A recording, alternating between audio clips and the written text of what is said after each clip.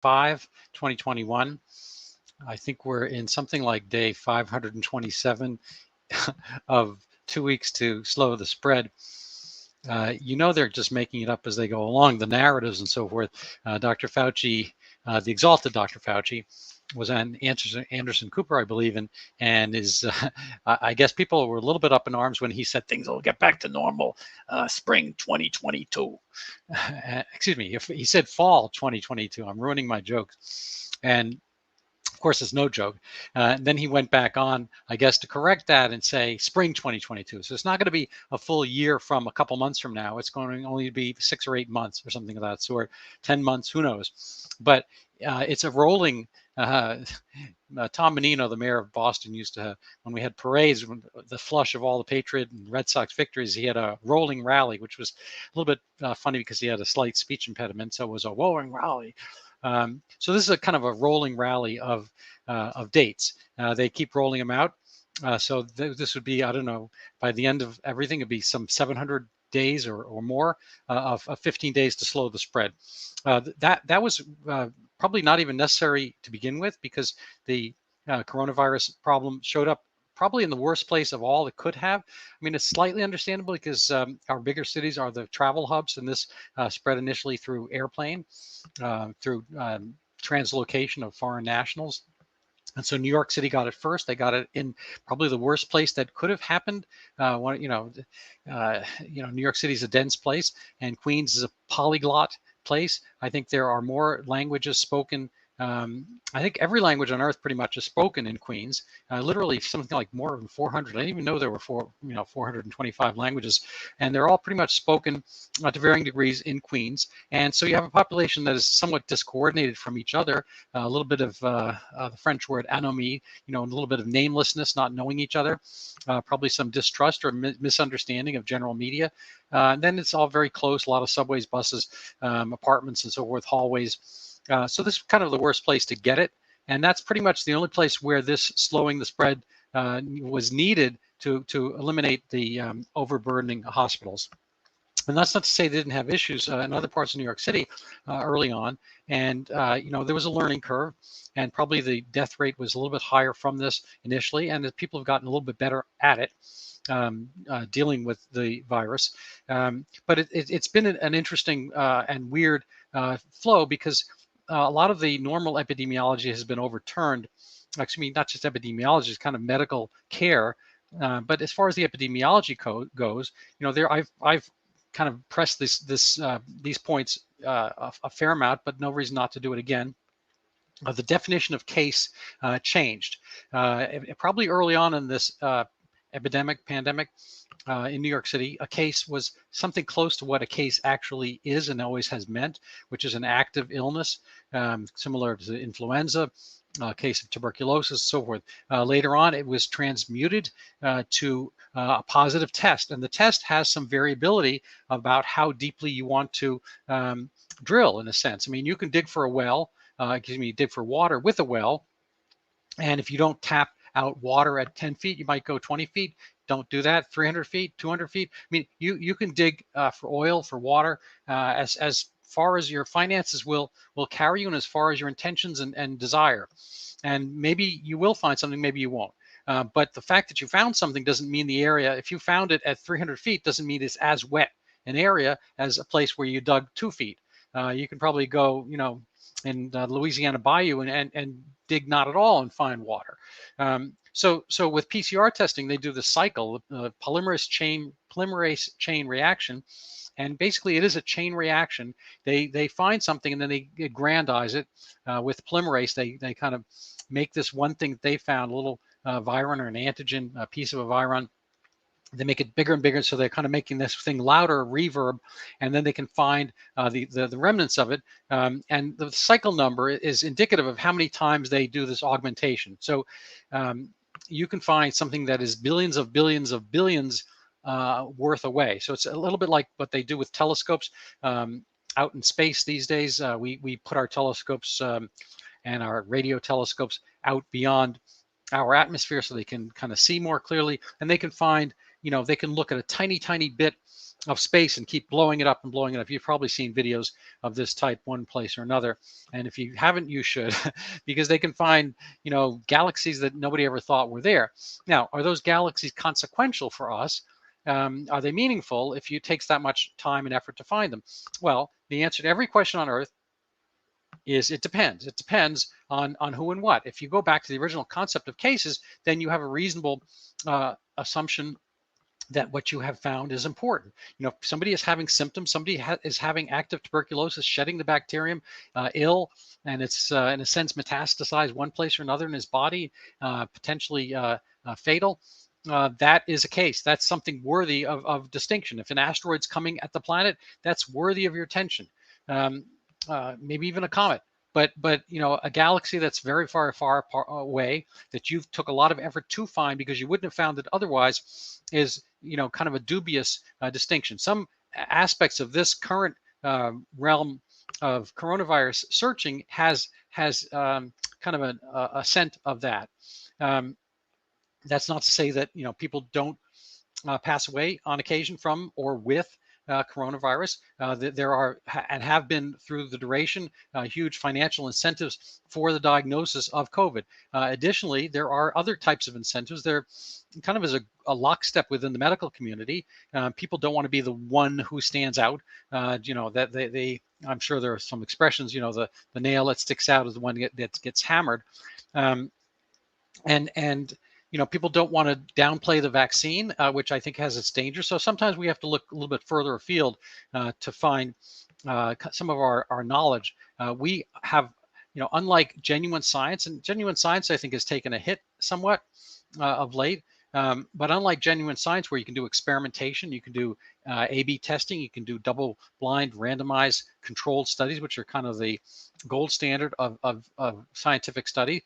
You are not really allowed to do that with humans, and plus with an onrush, kind of this tsunami initially, in a sense, or a wave of infection, you don't have the time and ability to do that. You can't parse it, you can't separate populations and so forth. But it has been an interesting thing that right from the get-go, there's been an augmentation of fear and very little in the way of hope. There have been medications, and I'm not an advocate per se of ivermectin nor hydroxychloroquine, but I do note that other medications which are FDA approved and have some potential side effects have been used for other things, and never with the clamoring to make them go away that we've seen now. Viagra, is kind of a world changer. I mean, somebody at one point argued that maybe there wouldn't have been World War II because Hitler would have been sexually satisfied had he had Viagra back then. But leaving those kind of counterfactual conjectures aside, Viagra was started as an anti-anginal medication for the heart, for kind of work against heart attacks. I found another use. The hair medication, both Rogaine and Propecia, had other uses. One for blood pressure and the other for prostatic hypertrophy. And then they were found to grow hair, principally in men, but Rogaine, I guess, can be used for both. So nobody really made a big deal about the fact that these are off uses. Aspirin is a pain medication. Then it was found to work in heart attack prevention, stroke, and so forth. Not a big deal. Aspirin has side effects. You have to keep these in mind. And now, the ivermectin keeps being shot down as something that has side effects and problems. Well, yeah, sure. I mean, duh. So does every other medication. And the real question is always balancing, is whether risks versus benefits. And not only that, but in the concept of a general game plan, a battle plan about which you want to proceed. If somebody had made me the Dr. Fauci of the time,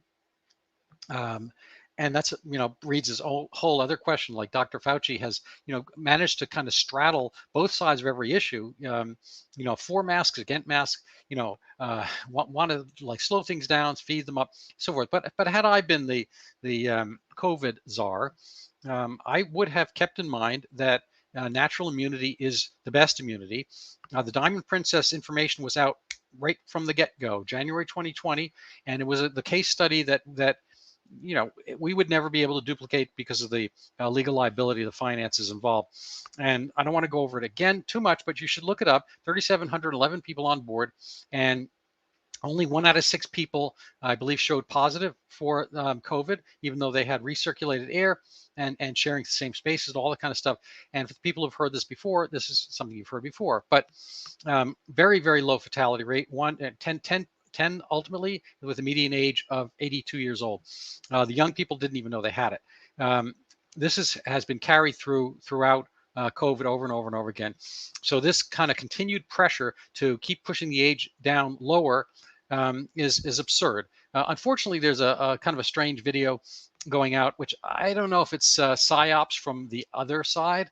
I appreciate and respect Dr. Robert W. Malone, who is one of the inventors of the mRNA method of giving vaccines, or whatever you choose to call them. I think they're reasonably close to being vaccines. But somebody is espousing to be one of his acolytes, and said, makes all kinds of claims the vaccine is going to cause fertility, definitely going to make everyone die, and all that kind of stuff.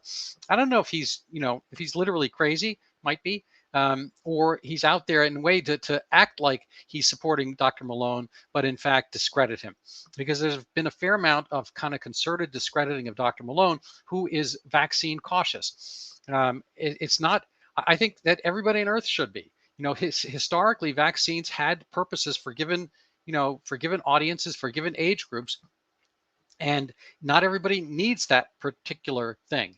Gardasil is there for sexually transmitted human papilloma virus. If somebody, for instance, were joining the priesthood or becoming a nun, would you recommend HPV? I think it's kind of like, why bother?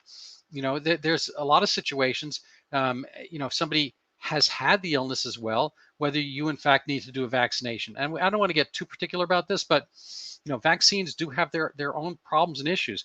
With polio, where the problem being treated probably is far more dangerous for young people than this is, there were people who got paralysis from the polio vaccine. So if you're not in that age group that is really at risk, or you're not in the population that's getting it, and so forth, you would probably do well to have considered being cautious about getting the polio vaccine. I think over time they might have altered a little bit, but it was a live attenuated virus, and so you were getting a version of polio, hopefully one that was not as bad. So where do we stand now? Well, right now, we are kind of lengthening out this kind of like surveillance observation, or as Arnold, ex-governor Arnold Schwarzenegger, the governor, said, "Screw your freedoms, just get the vaccine," and so forth. This is something that is not really necessary. Natural immunity is better. I'm going to show you a little bit on the internet tonight. Some studies from Israel showing that natural immunity is an order of magnitude or more thorough. This has always been the natural supposition by anybody thinking about this. I don't know why it would be anything else. It's a better recognition. My persistent example is, if you have a roommate for 3 months, or it's a family member for 30 years, child or whatever, that that person pretty well. You can pick him out in a crowd, see him across a football field. You can tell by the way he walks, with your eyes closed, you can tell who it is. You have a full knowledge, you have a full sense and sensibility of all the outward characteristics, and probably a fair number of inward characteristics that individual has. Not the same if what you get is a photo, or you get a scent, like a dog might, and so forth. You get one aspect. The spike protein is one aspect of the coronavirus. It's no wonder that there's going to be some kind of leakage over time with the vaccine, because it's adapted from the original coronavirus, COVID-19, that leaked from the Wuhan lab. And over time, like with anything else, there are going to be some changes and variants. We see this year after year with the flu. It's not the same flu, comes out a little bit different. And there's kind of biologic pressure. The only thing that lives is the one that lives. And so, there are always going to be some slight variations that kind of keep up with the ecologic environmental pressure to have it be gotten rid of. So our immunity is kind of like an antibiotic against the virus, and the virus does kind of builds up its own resistance in a sense by altering its appearance slightly. We maybe just gonna look at some of the previous slides I had on this topic. I'm going to try to make this version tonight a little bit shorter than usual, and I'm going to try to zip over to the internet. I always recommend that you check out Alex Berenson. I don't know why it does this. I apologize for that zipping in and out. That's a little mouse thing, I guess. So here he mentions that this new Israeli preprint that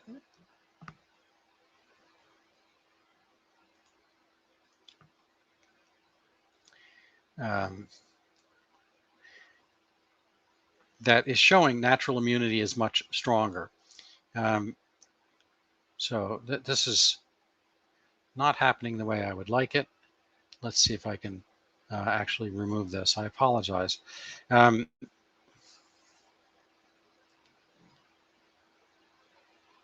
So we're going to move on from that. But the fact of the matter is that as you might expect, the vaccine is okay, but having had the illness is better. So I try once more to have this up. Wow, new Israeli preprint shows natural immunity to SARS is far superior to the artificial kind. Yeah, go figure. And you can check that out. He also mentions another tweet, the fact that they're now recommending another shot. This is already happening in Israel. The number of cases have gone up slightly in Israel. But again, so it looks a little bit bad from this view. The deaths have somewhat flatlined. I'm actually going to try to look more closely at the Israeli data, because in the Israel and the UK, they actually will subdivide it based on age group. What we're hearing about is cases, but we're really not being shown who's getting the cases and who's getting the fatalities. This is not necessarily the same group.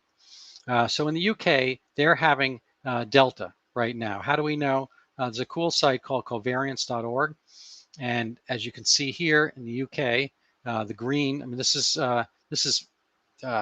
previous COVID cases, all the other strains and so forth.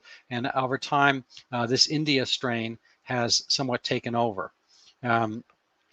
So in green, that's the variant they are having right now. But they're not really getting much in the way of issue with it. So the 100 deaths when in a country that's expecting maybe 2,000, 2,500 deaths per day just because life ends in death and people get older and die. In Massachusetts locally, is it the heat or the stupidity? We are remasking for indoors and so forth. And I was watching a squash game the other day. The participants wearing masks, running around. They come out of the court. They take the masks off so they can drink water and chat. Why? It's just like is the squash court magically holding all the virus that you'd be breathing on each other, but when you come out and you're chatting and drinking water, not? I don't know. You tell me. But this part here, this comes up every day when I look at the weather. I think this is a far more dangerous, potentially deadly number than obviously this one. Massachusetts, new cases 3,335, new deaths 0. The United States is showing some,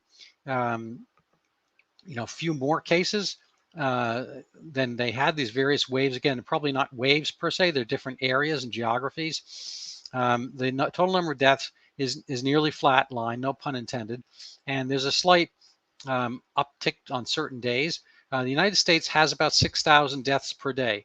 So even though these numbers here are exaggerated, it's still less than a sixth of the fatalities in general. There is an expression in medicine that pneumonia is the old man's friend.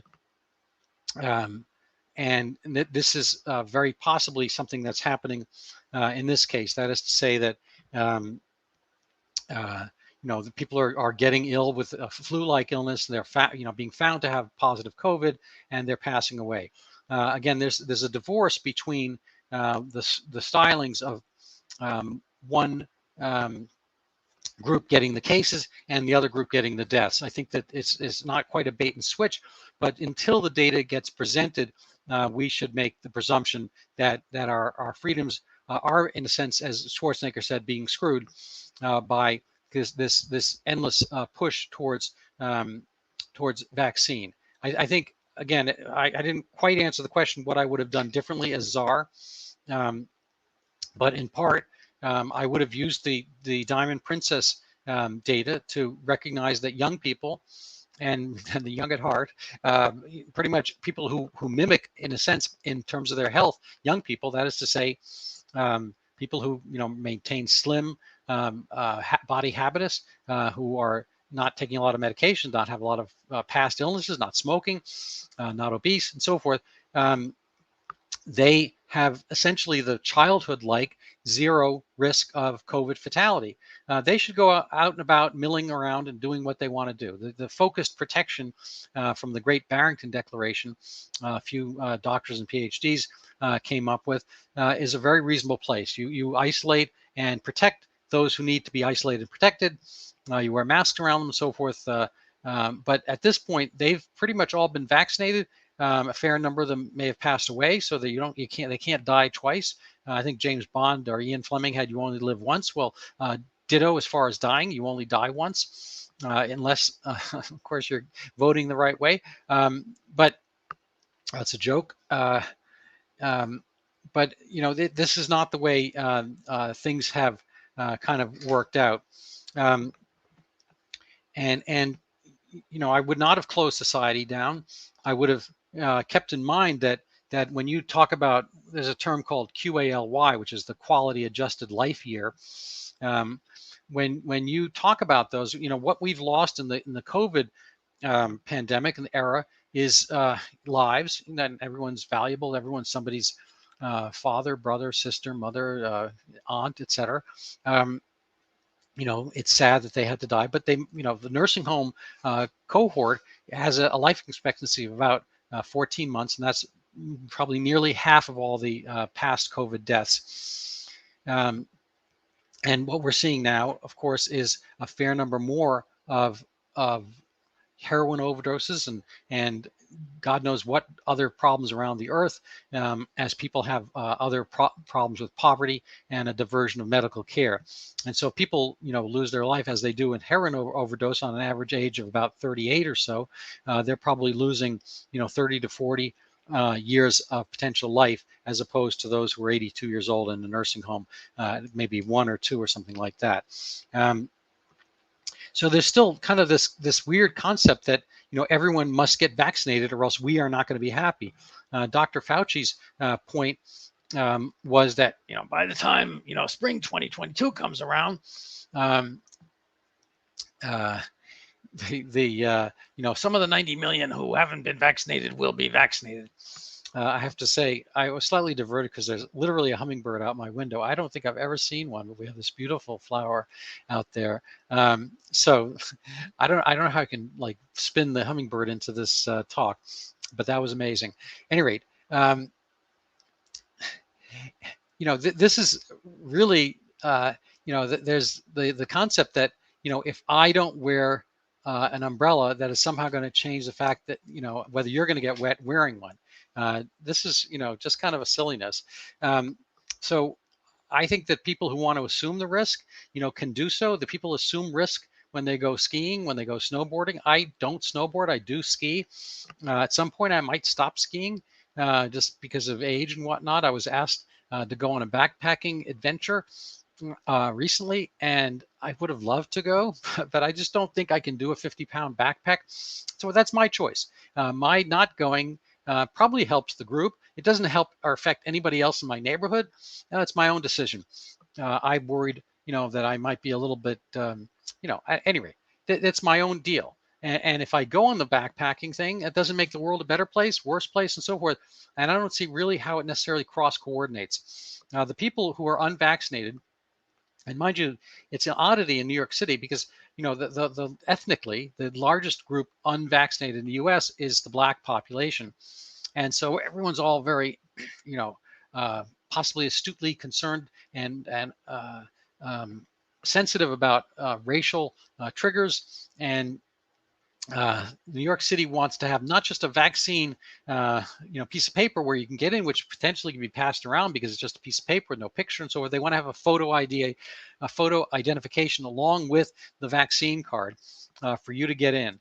Um, well, so to get a ham sandwich, a hamburger, or quinoa, you're going to need a photo ID. But to vote, not so much. And then, of course, there's the racial thing, which has always been we can't have voter ID because our black population is going to be less likely to have ID. I think this is a total canard, an absurdity that I think his name is Ami Horowitz, A-M-I Horowitz, or Amir. Yeah, I should look up his. He did a video in New York City and. Gosh, I think somewhere in the South, asking African Americans if they had trouble producing a photo ID, and they were like, "No." I actually asked. I think he asked white liberals in Los Angeles and or New York City, and then blacks in either or both of those locations. At any rate, the blacks uniformly said, "No, we have ID. We have driver's license. Who do you think you are? What century? I mean, we don't have any issue with this." And for some reason, it's a very kind of a patronizing thing. So at this point, if the patronizing is such that somehow black people, I think, unfairly, get accused or again patronized as not being able to produce photo ID, well, how are they going to be able to go into restaurants? That seems like kind of Jim Crow all over again, which is no place we want to be. This is, it's a sadness. I mean, it's kind of up and down, rampant that that some kind of uniformity that will make people have their own decisions validated by other people joining in is rampant here, and I think it's wrong. There's no real reason for young people to have the vaccine unless, of course, they have cystic fibrosis, lymphoma, some other issue and problem that would put them at grave risk for the coronavirus. But overall, coronavirus is less dangerous for young people than influenza is, and the vaccine is more dangerous than influenza vaccine. So if kids haven't been getting the flu shot, which is safer than the COVID shot, why would you have them get this COVID shot when COVID is less dangerous than the flu for them? I think I said that right. Where else can we go tonight? Let's see if I had any other pages. And I apologize for some of the little glitchiness tonight early on. I'm going to, just kind of go back over some of the slides that I presented last week, and I will add them to the stream. I kind of like this one. This is the same guy. And he's wearing different clothing. Can you recognize him? Well, he might be a little bit harder to recognize here. He might be a little bit harder to recognize here if he wore a beard. So this is kind of what your immune system has as an issue if it gets a vaccine. It only knows one thing. It could be recognize this guy based on his I think leather jacket, or maybe that's a leather jacket. And maybe when this guy shows up, it's like, oh, that's almost the same as this. And I can recognize this guy. So the vaccine might be able to detect this guy when he's wearing these things, but might have trouble when he does this, and even more trouble when he does this. His relatives, somebody who's lived with the guy, will have no trouble distinguishing probably everybody here as the same guy based on the posture, the way he talks, the way he moves. I don't think that's really an issue, which kind of brings up the Superman cartoon. When I was growing up, Clark Kent put a pair of glasses on. Nobody could tell who he was. So if you believed, the kind of suspension of disbelief that was in the Superman comics, that you can put the pair of glasses on, then go for the vaccine. But the issue is that these variants present some confusion for the vaccine. I don't think it's quite enough yet not to take the vaccine if you have issues that warrant a vaccine. So I'm not anti-vax for the people who should be getting vaxxed. But I am anti-vax as a matter of mandating. I think that it's an absurdity, and I think people can handle this. The people who are showing up positive with cases are out and about, young and so forth, and they're showing up with cases which have been, downwardly defined as something, as basically it's almost like a vicious circle, or a circular logic. It's basically the people who have cases, the people who said, they've decided to have cases. I follow some sports, and our local team is the New England Patriots. One of the quarterbacks is Cam Newton, who had famously had COVID last year because it factored into the football season, and he did fine. He's up and around, living and so forth, and he didn't really physically skip much of a beat. I think maybe a little bit. But now he's having an issue because he has not gotten the vaccine. He didn't follow one of their protocols and so forth. He has more super duper duper duper duper immunity than anybody vaccinated. And for him to get the vaccine, I think is inimical with logic, pointless, and potentially damaging to his health. That might explain some reason for his not getting it. As I mentioned before, the black population is higher, so the NFL is going to have an interesting quandary and conundrum as it goes forward about pressing some of its football players into action on the vaccine. Now, some people have gotten it, fine. I think that's okay, but they're making a complete error because nobody in the NFL has had any symptoms from having gotten the vaccine. They're all back and running. Nobody's died. Nobody's really missed a step. Whereas there are some potential problems in this age group, young men, 20 to 25, which is a good fraction of the NFL, and probably in the same age group, another cohort, 25 to 30 and so forth, from myocarditis. This has been documented in Israel, wherein the risk of myocarditis is higher. There are cases in the United States as well, and there was a mom who got quoted recently as, there's no mild in myocarditis. Her child has it and is sitting out high school athletics. This is a craziness. There's no reason to be doing this. And it kind of brings up one point that I've been pursuing a little bit, which is liability.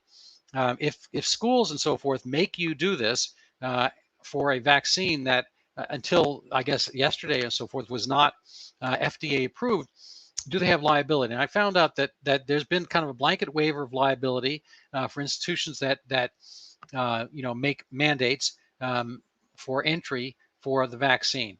As the FDA approves it, there's a question whether that legal immunity will persist if somebody still makes you do something. I don't think there's ever been a case where an institution has mandated a vaccine. Be interesting times out there. There is kind of, as far as the actual FDA approval, this is in the news. This is the first and only vaccine ever to be approved, and possibly drug ever to be approved without phase 3 trials. They actually purposefully unblinded, which means let the examiners and or the treated subjects know whether they had gotten vaccine or not. So there's no real way of ascertaining symptoms. At that point, people are going to act differently. There probably is no point at this stage going forward to actually have the FDA or Pfizer or whoever, BioNTech or J&J do phase 3 trials on this drug. I think they've totally abandoned it for the first time ever. And if that's not political, I don't know, you tell me what is. They could have kept going with the EUA, the emergency use authorization, but they've kind of forced the FDA to do this. And maybe they didn't have to force them too much because they're filled with bureaucrats as well. Maybe they're all politically on board with this, but this is an absurdity. This is a misuse, and it takes away the kind of the sanctity, such as it was, of the imprimatur of the FDA. I think that this is something which will be regretted. It's a sadness, and it's a misuse of agency. So I'm going to probably call it a day here because I have a task to do elsewhere. But please let me know if you liked any of this. I hope it was useful, and we'll keep up soon. And I appreciate your listening.